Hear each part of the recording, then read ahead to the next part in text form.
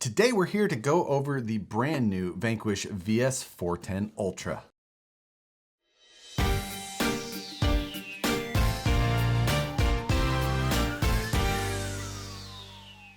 What's going on, everyone? Today we've got the Vanquish VS4-10 Ultra here on the bench, and I'm going to go through all of the details about this new portal axle equipped VS4-10 kit. The biggest difference between this kit and the Vanquish VS4-10 Pro version is the addition of portal axles. It still uses an F9 style housing like the VS4-10 Pro, but this one now has portal axles, which are of course a feature that many people are looking for. And now between the Vanquish VS4-10 Pro and the Ultra, you'll be able to kind of pick and choose the direction that you'd like to go. Now, there are some other differences besides just the axles to this kit. But in this video, we're going to go through all of the details about this truck, showing you what's the same, what's different, everything you need to know about the VS4-10 Ultra. We'll start from the outside and work our way down. This truck is using the Origin half cab body, which is the same body as the Pro, and it comes the exact same way. It comes pre-laser cut. All of the holes needed for this body are already done for you. It has a hard molded plastic grille in it, as well as other scaled details such as windshield wipers, door handles, steering wheel, shifters, tail light buckets, a radiator that goes behind the grille, as well as light buckets that screw in on the backside as well. The light buckets in the front are made for a 10mm LED, and the rear light buckets are made for a 5mm LED. So if you're looking for LEDs to drop in those LED ready buckets, those are the two sizes that you'd be after. This body does include the full interior and rear bed area. The interior and bed are actually one piece that stretch from the rear section up to just in front of the windshield. The dash piece is separate as well, and then those scale accessories that I mentioned before bolt to the respective pieces in the interior. The included decal sheet for this vehicle has the window trim decals, the rear bed area decals, some Vanquish logos, and some assorted bumper sticker type items as well. Having the rear bed be part of the interior rather than of the body does allow for a two-tone paint in the rear to be much simpler to do. As I mentioned, the body is laser cut, including the wheel openings and all of the clearances around the molded front and rear bumpers. These bumpers fit tight to the body, tuck up there very nicely, and give you a really nice approach angle in the front and a departure angle in the rear. The molded bumpers are fantastic to drive with. These are the same bumpers that were introduced on the Vanquish VS4-10 Pro. They've got enough give to have great performance on the rocks. They slide well, and again, the clearance is really nice. The sides of the Origin body fit down into the rock sliders, and they're actually retained on the back side of the body with some body set pieces. This just gives you a much more rigid feeling body on the chassis. It doesn't feel, it doesn't rattle around or get floppy. It's just nice and supported. It doesn't have that typical rattling of a Lexan body. With it removed, you can see how that interior bolts into the bottom side of this body. Helping to kind of close up the look of this truck from the outside, it does include inner fender wells all the way around. They're made from Lexan, which really helps keep the weight down, but achieves that look of not seeing into the body from the outside. Then we start to get to the base of the vehicle, and the base of this vehicle is the VS4-10 chassis. This is the same chassis that you've seen in the VS4-10 Pro as well as the VS4-10 chassis kit. So it's got the nice high-strength molded cross members, front and rear. The rear includes the scale fuel cell. The front includes the servo mount and a servo winch mount. The servo winch mount also has a winch line guide underneath of it that lines perfectly up with the front bumper where there's a fair lead built into it. That front crossmember also supports the motor plate of the Vanquish VFD transmission. The rear crossmember has a servo mount that's made for the optional VFD Hertz dig unit. And that servo mount also ties into the mid-mounted battery tray that goes transversely in the vehicle, and that ties into the side rails. Now, having it tie into those rock slider bases just further increases how rigid this chassis is. There's almost no twist to it. You can really just feel how solid it is once it's all put together. Now, if you choose not to run the mid-mounted pack and run a battery on the sides, which is something I commonly do myself, then you can remove that That battery plate does add a bit of rigidity, but even if you choose to run without it and run a smaller battery pack on the side, everything is still very rigid and there isn't going to be any concerns of excessive flex to this chassis. Now, the outer portion of these rock sliders is removable and replaceable, and the kit and the spare parts, you'll actually find a generic rock slider, which is narrower and shorter in case you plan to run a different body that may not be as wide as the body that's included on the VS4-10 Ultra. Those universal rock sliders are the sliders that are included in the VS4-10 chassis kit. The 3 electronics plates in this vehicle are all made from aluminum, one on each side, and then that mid-mounted battery that we discussed earlier. In this truck here, you can see we've got a Tiken RX4 mounted on the passenger side rail. Our receiver is mounted right up here on the inner fender itself. And then we've got the Tiken ROK412 mounted into this Vanquish VFD transmission.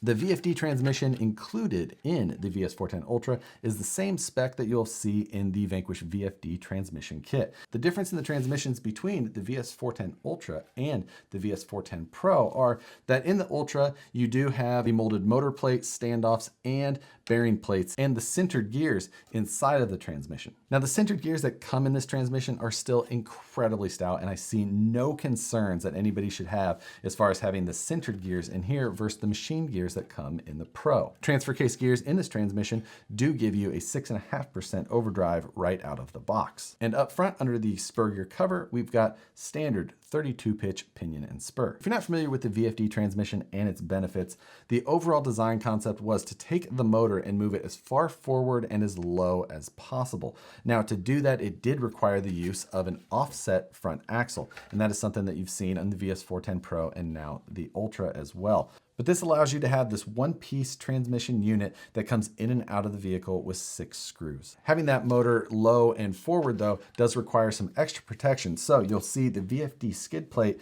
has a extended front portion of the skid to cover the motor, and it gives you a nice smooth transition for anything that were to come up and hit the skid plate as you're going by. Looking at one of the VS4-10 platforms, you can see how everything is just complete and filled. You've got the solid chassis braces, inner fenders, you just don't see from the bottom up into the vehicle. Just helps give you that nice scale look where you're not seeing electronics or anything else hanging out. You're not seeing up into the inside of your body if by chance you happen to end up with the truck on its lid. But connecting the chassis to the axles, we do have some stainless steel links. These are 1/4-inch stainless steel links. These give you a nice strong link that looks good. It's got a little bit of weight down low where you might want it. And also connecting the chassis to the axles are the new length of incision shock. These shocks are an 80mm shock, where the previous Pro and other aftermarket incision shocks available were all 90mm. The portal axles under this truck raise the center line of the axle 13mm, which is a nice bump in clearance, but it can also affect your center of gravity.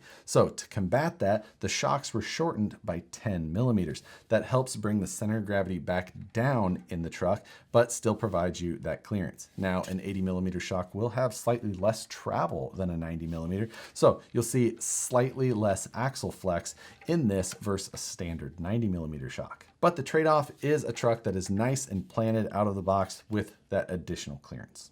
Powering those axles, we have the same incision machined drive shafts that we had previously, an outstanding universal design style drive shaft, super beefy, nothing that you're going to have any concerns of durability on. And then we get to the axles themselves. Again, these are a Currie F9 portal axle design. If you're not familiar at all with what a portal is the gearbox that mounts to the outside of the axle close to where the wheel is. And it's a small gearbox that has an input from the center of the axle and then a gear design that helps drop down the output of the axle, giving you that clearance. At the same time, the gearbox can give you other benefits such as additional reduction. And in these axles, what you'll find is a 1.4-to-1 reduction. Now, other Vanquish portal axles that have been released previously on their own had a 1.67-to-1 gear reduction in there. And why that's important to note is that previously there were overdrive gears sold separately to help increase an overdrive percentage for those axles. Those are the gears that are actually currently installed in this vehicle, both front and rear.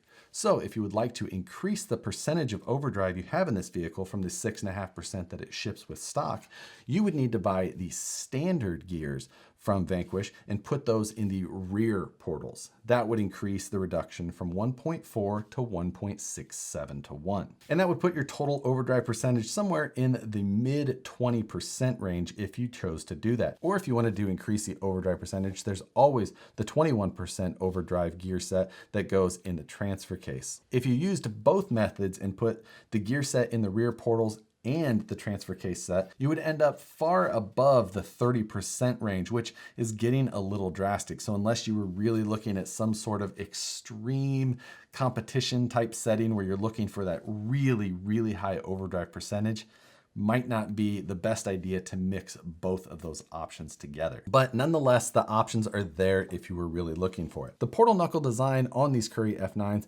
does provide more clearance than other portals also. And that's because the knuckle and C-hub on this overlap so that it gives you a little bit more clearance on the bottom side of the knuckle. And that's a benefit over many other portals where they actually just enclose the knuckle with the C-hub. It's a small detail, but it's the little ones that just keep adding up to make a real difference in the rocks. The axle shafts in the front are the Vanquish VVD design, and the lower output shafts on this are a beefy 6mm shaft that necks down to a 5mm wheel nut. Now, that's a larger wheel nut than you probably are used to seeing in many cases. The Vanquish VS4-10 Pro has a 4mm thread, which requires a 7mm nut driver. These do require an 8mm nut driver. A small adapter tool is included in the Ultra kit, so you don't need to have a specific tool on hand. It will fit right into a typical 7mm driver or the standard cross wrench that is included in the kit also. But make sure you hold on to that in case you don't have a specific 8mm nut driver that will fit inside of a Vanquish or Incision hub. It's a nice compact little piece that will be handy to have around. The front axle is of course offset, and that is the major difference of this front axle compared to other Curry portal axles that Vanquish has offered previously. The rear axle in the Ultra kit is basically the exact same axle as you've seen available from Vanquish before. It's a Curry F9 portal rear. The clearance on the rear axle is really phenomenal. It's just a really nice, smooth portal design throughout. The wheels and tires that mount to those axles are the same KMC Machete beadlock wheels that you've seen in the previous VS4-10 kits, and the Vanquish VXT tires are included as well with the softer foams that you saw in the VS4-10 Pro. So that's an overview of the VS4-10 Ultra. This is a kit that's made to stand next to the Vanquish VS4-10 Pro and just give you an option between a portal axle design and a straight axle design. There's pros and cons to each axle type, and each of these kits offers a value in their own way. The portal axles in the VS4-10 Ultra are a more involved and more complex axle than the VS4-10 Pro kit. However, the VFD transmission included in the VS4-10 Pro does offer several upgrades compared to what we see in the Ultra. To try and keep the cost point on the Ultra as close to the VS4-10 Pro as possible, some of those changes were made just to try and make sure that whatever option you were choosing, you were in a fairly close ballpark on price. Either way, if you're shopping for a VS4-10 Ultra or a VS4-10 Pro, likely what you're looking for is a truck that's going to be well built and not require upgrades to keep you running without any troubles. And either of the two trucks will definitely accomplish that. They're both built with high quality components that are going to stand up to just about anything you throw at it. My VS4-10 Pro is one that I've put countless miles on over the last year and something I've really enjoyed driving. The VS4-10 Ultra, being the newest release, definitely going to get its share of miles as well. The level to which these trucks are built right out of the box and the price tag that they then command is not for everybody. But if you were going to buy a truck and upgrade it to the level of something like this truck, you would spend a lot more money. But if you think that the upgrading itch is something that you're just going to have to scratch, this truck still offers plenty of tuning options and accessories that you can mount on it to really fine tune it to how you want. It's just not something that needs to be done to make this a good performing and durable vehicle. So whether you prefer portals or straight axles, there should be an option to satisfy either of those needs with a well-built VS4-10 now. But like I said, they're not for everyone, and if you need proof of that, you can always check out the comments in one of these videos. But if you decide that one is for you, I'm confident in thinking that you will be happy to have it, and it's one of the most planted and durable vehicles you can buy out of the box. But if you have any questions on the VS4-10 Ultra that I didn't answer in this video, absolutely drop them in the comments below and I'll do my best to get you an answer. If you enjoy these videos, hit the like button before you leave, subscribe if you're not already, hit the notification bell so you see the videos as soon as they get uploaded. Thanks for watching, guys. I appreciate it. I hope you enjoy the VS4-10 Ultra as much as I will. With that, thanks for watching, and we'll see you on the next one.